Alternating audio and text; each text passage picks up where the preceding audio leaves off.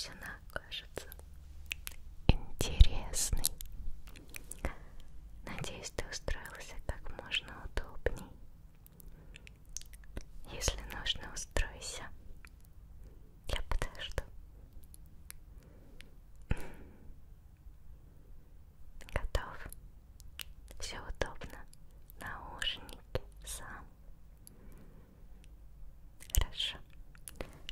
Тогда давай начнем с тобой погружение в мир волшебства.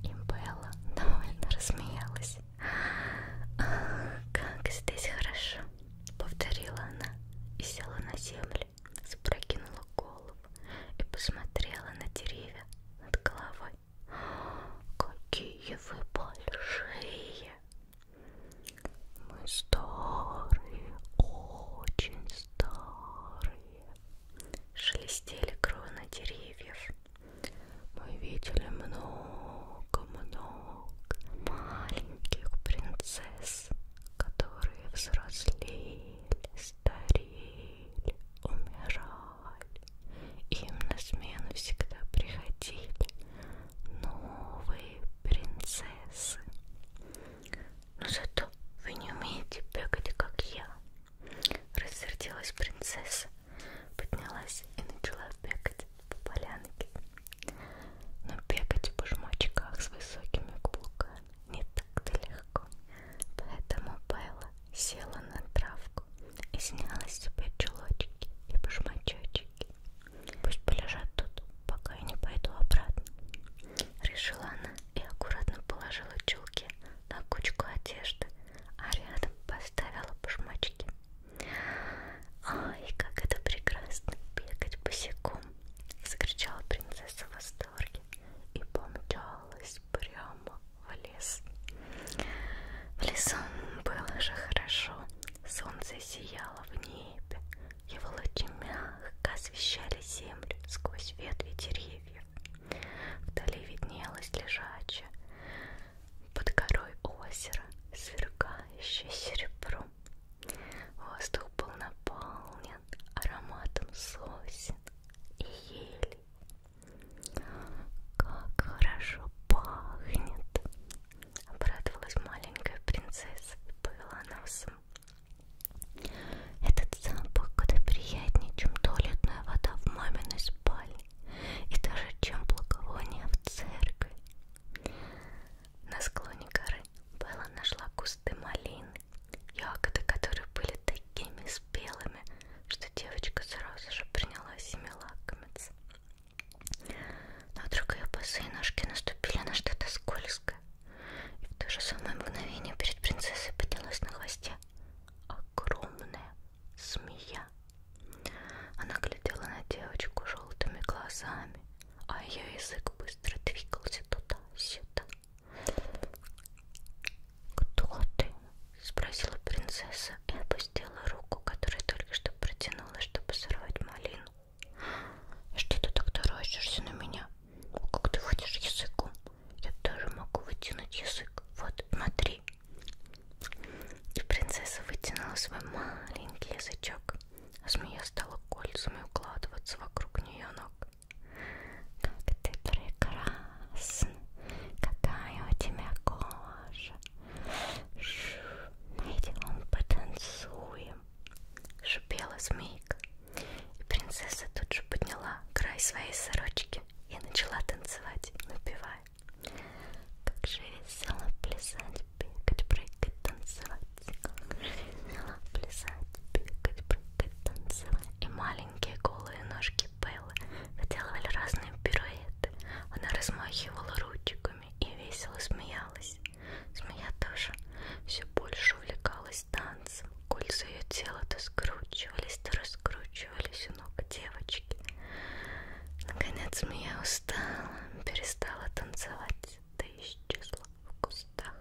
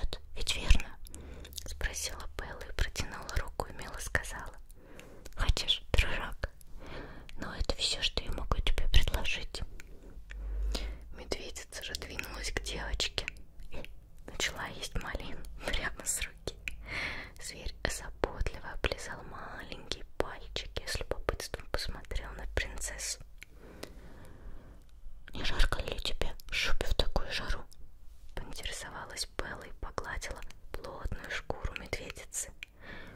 «Бедненькая собачка», — сказала девочка и поцеловала медведицу в нос. «Как ты вспотела, и ты не можешь снять шкурку и положить ее на камень, так как это я сделала со своей одеждой».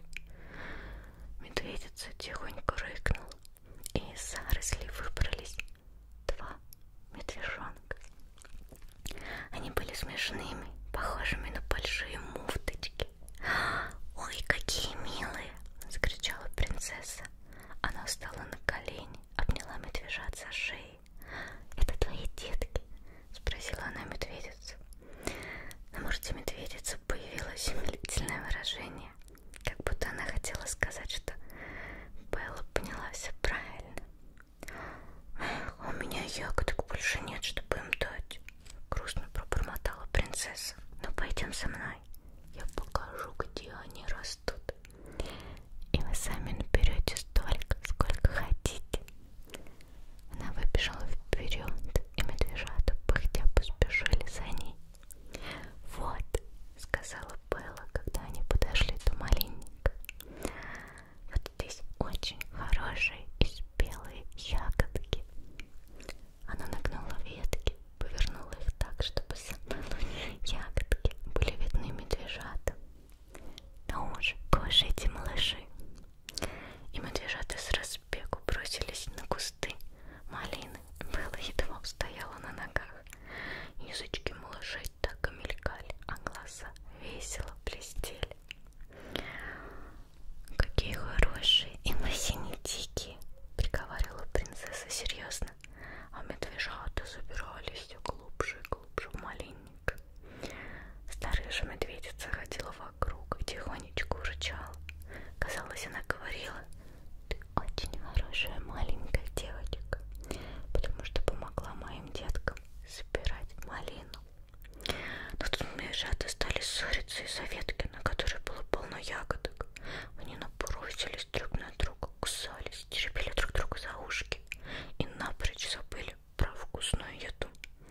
Медведица была хотела вытащить их, но малыши откатывались все дальше и дальше в кусты. Мать следовала за ними, и вскоре принцесса осталась одна. Тогда она снова пошла в лес, напевая песенку. В лесу поет кукушка, и ласточка поет. Внимание, голубочек, там ястреб злой живет. В лесу поет кукушка, и ласточка поет. Внимание, голубочек, там ястреб злой живет. И вдруг принцесса услышала щебетание птицы. Белла остановилась, вытянула шею и стала слушать пение. Но тут над головой принцессы что-то пролетело, слегка коснувшись волос. И принцесса заметила, что ее корона пропала. «Ох, моя прекрасная корона!» — закричала она и обеими руками схватилась за голову. Когда она посмотрела вверх, то увидела ворона, сидевшего на ветке с короной в клюве. «Отдай обратно золотую корону, она не твоя».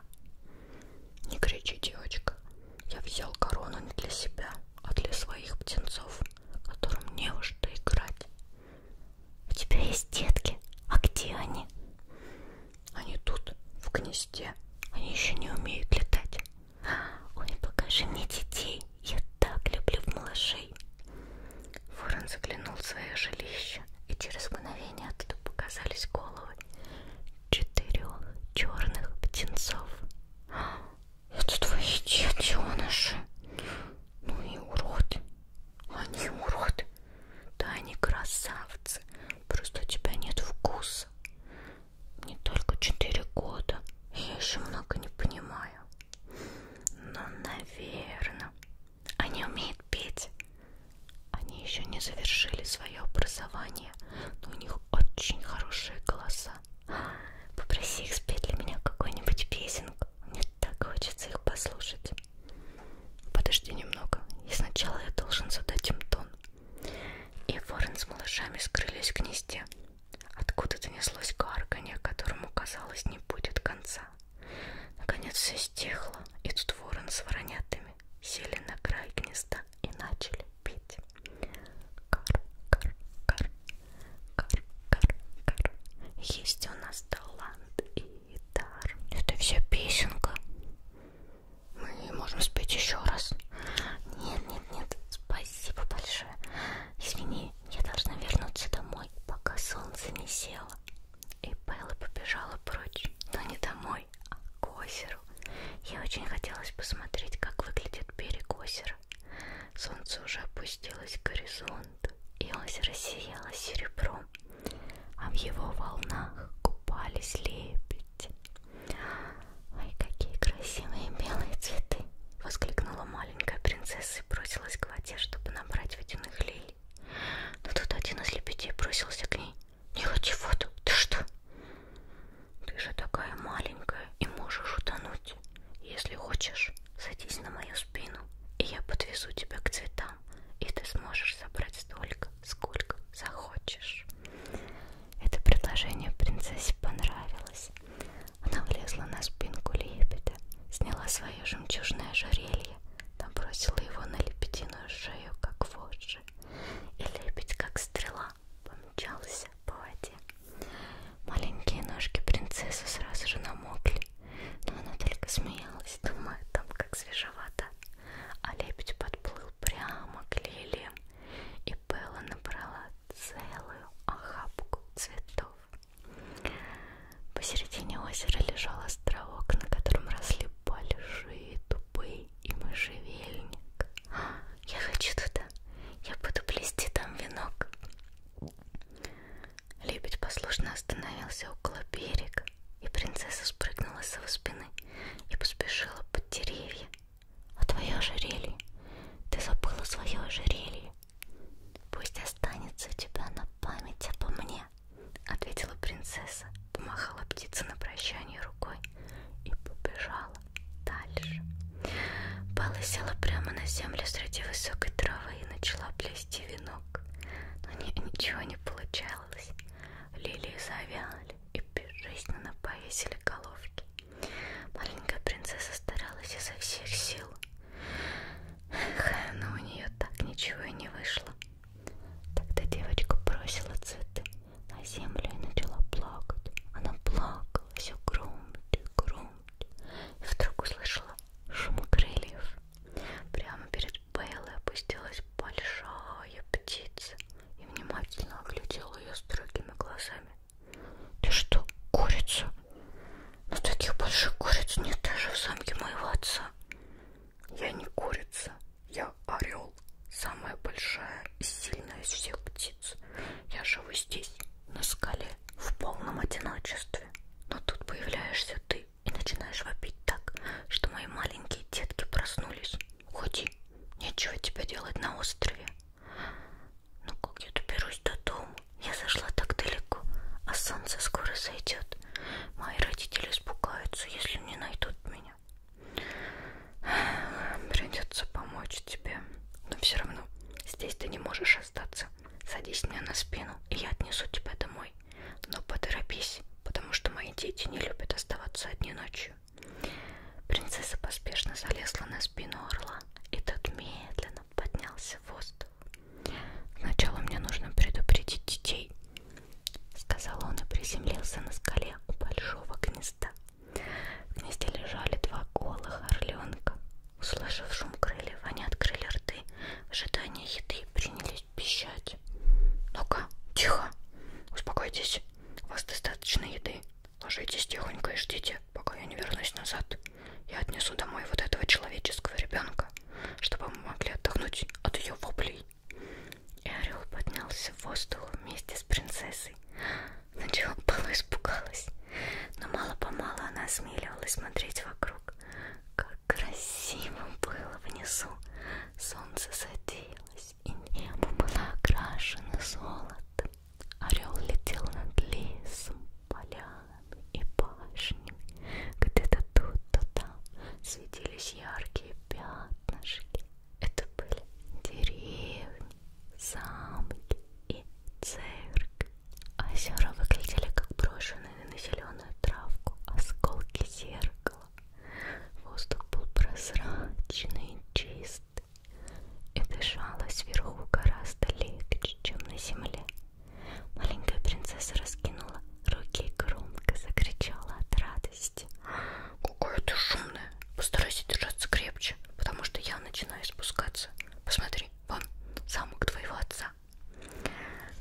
сразу посмотрела вниз. Ничего не увидела. Но потом различила 4 знакомые башенки, выглядевшие игрушечными. Орел приземлился в парке к большой аллее, прямо ведущей к воротам. Ну вот, ты и дома, и, пожалуйста, оставайся тут. Не беспокой нас больше на нашем уединенном острове. Ну как мне отблагодарить тебя за помощь? Спросила принцесса. Была немного боялась этой гордой птицы, но быстро сняла сорочку